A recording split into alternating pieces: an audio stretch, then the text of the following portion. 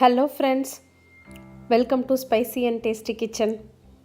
இன்றைக்கி நம்ம கிச்சனில் சிக்கன் பிரியாணி ரொம்ப டேஸ்ட்டாக, ரொம்ப பொழு பொழுன்னு உதிராக வர்றதுக்கு என்னெல்லாம் பண்ணணும் அப்படிங்கிறத இந்த வீடியோவில் ஃபுல்லாக பார்க்கலாம். இந்த அளவில் நீங்கள் செஞ்சீங்க அப்படின்னா 8 பேர் வரைக்கும் நம்ம சாப்பிட்லாம். பிரியாணியுடைய டேஸ்ட் ரொம்பவே சூப்பராக இருக்கும். இதுக்கு நான் 1 கிலோ அளவுக்கு சிக்கன் எடுத்து க்ளீன் பண்ணி கொஞ்சமாக மிளகாத்தூள் உப்பு போட்டு மேரினேட் பண்ணி வச்சுருக்கேன்.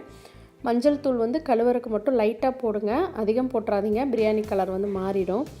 சீரக சம்பா ரைஸ் எடுத்திருக்கேன். 250 கிராம் அளவில் 4 கப் எடுத்துக்கோங்க, அதாவது 1 கிலோ அரிசி. தயிர் 150 ml.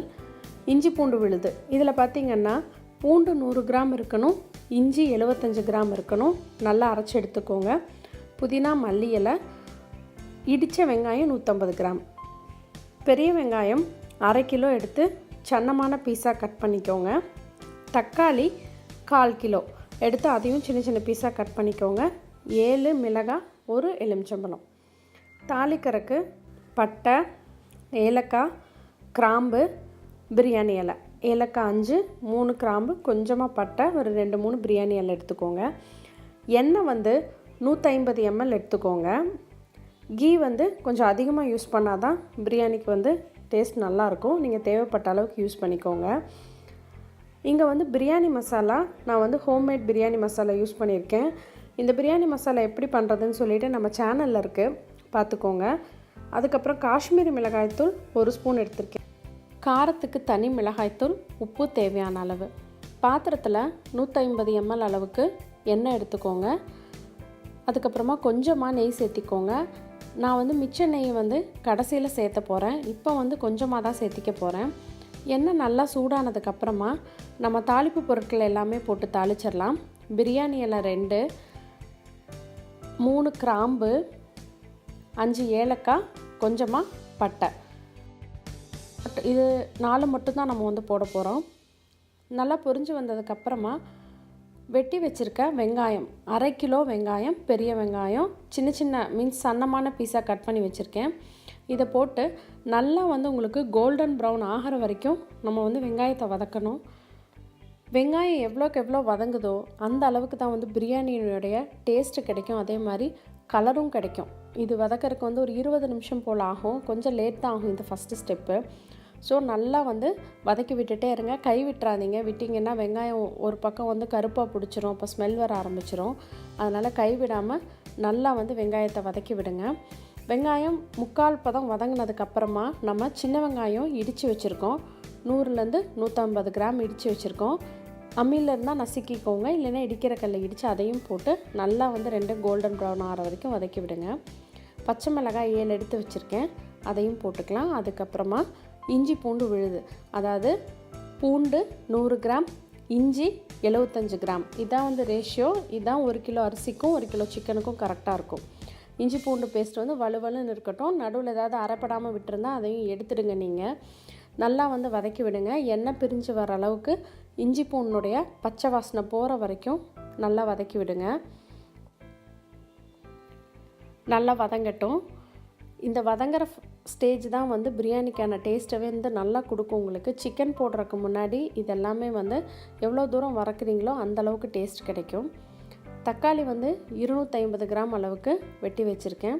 பூண்டு வதங்கினதுக்கப்புறமா தக்காளியை சேர்த்திக்கலாம். இதில் கொஞ்சமாக உப்பு போட்டுக்கோங்க. தக்காளி சீக்கிரம் கரைஞ்சி வந்துடும். தக்காளி நல்லா மெல்ட் ஆகி வரணும், உங்களுக்கு நல்லா கரைஞ்சிடணும். பிரியாணியில் நம்ம தக்காளியை கண்டுபிடிச்சி எடுக்கவே கூடாது. அந்த அளவுக்கு உங்களுக்கு தக்காளி நல்லா கரைஞ்சிடணும். நல்லா வதக்கி விடுங்க. பாருங்கள், 3/4 பதம் அளவுக்கு நல்லா வதங்கிடுச்சு.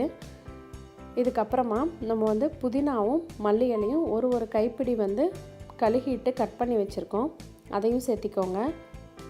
சேர்த்திட்டு ஒரு வாட்டி நல்லா கலந்து விடுங்க. புதினாவும் இந்த ஸ்டேஜில் சேர்த்துனீங்க அப்படின்னா இந்த மசாலா வதங்கும் பொழுது அதனுடைய ஃப்ளேவர் நல்லா இறங்கியிருக்கும். எல்லாத்தினுடைய ஃப்ளேவரும் வதக்க தான் ரொம்ப நல்லா இறங்கும். பிரியாணி மசாலா பார்த்திங்கன்னா 1/2 டீஸ்பூனில் பாருங்கள், நான் எப்படி அளந்து எடுத்திருக்கேன்னு முழுசாக எடுத்திருக்கேன். 1 டம்ளருக்கு 1 ஸ்பூன், இதான் கணக்கு. அந்த டம்ளர்னுடைய அளவு 1/4 கிலோ.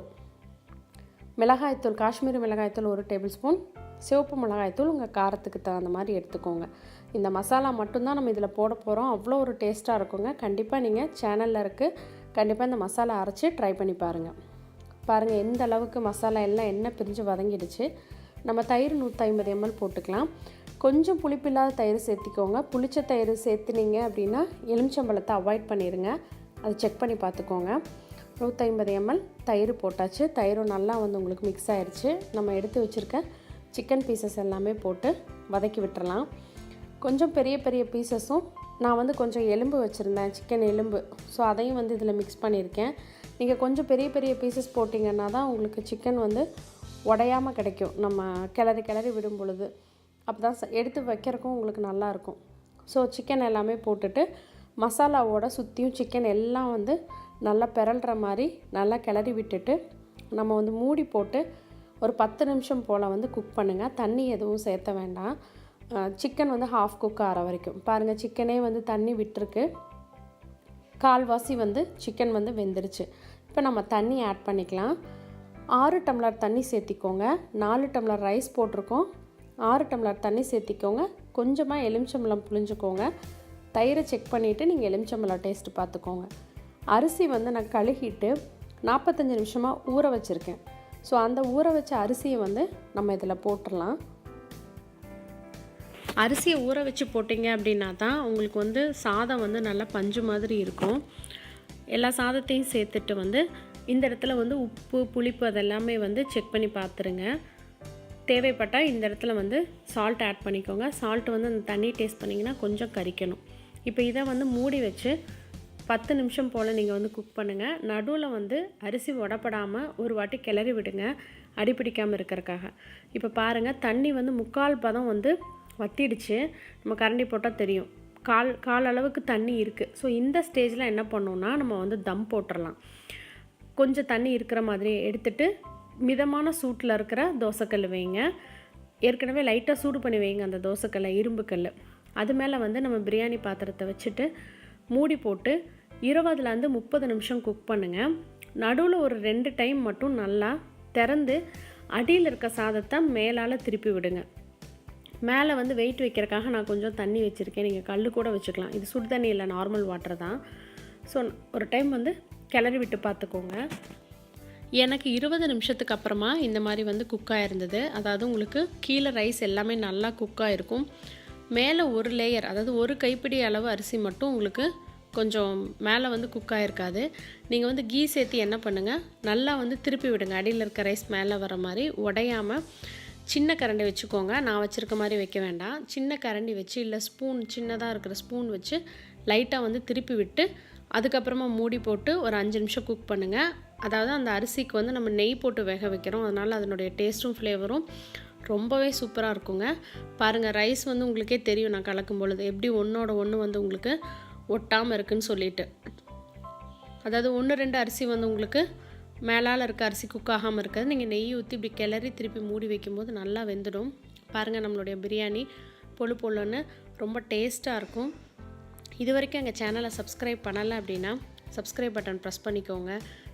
எங்களுடைய வீடியோஸ்னுடைய நோட்டிஃபிகேஷன் கிடைக்க பக்கத்தில் இருக்க பெல் பட்டன் ப்ரெஸ் பண்ணிக்கோங்க. கண்டிப்பாக எல்லோரும் குக் பண்ணி பார்த்துட்டு எங்களுக்கு கமெண்ட் பண்ணுங்கள், லைக் பண்ணுங்கள், ஷேர் பண்ணுங்கள். மறக்காமல் எங்கள் சேனலை சப்ஸ்கிரைப் பண்ணுங்கள். சுவை அறிந்திட சுவைத்து பாருங்கள். தேங்க்யூ.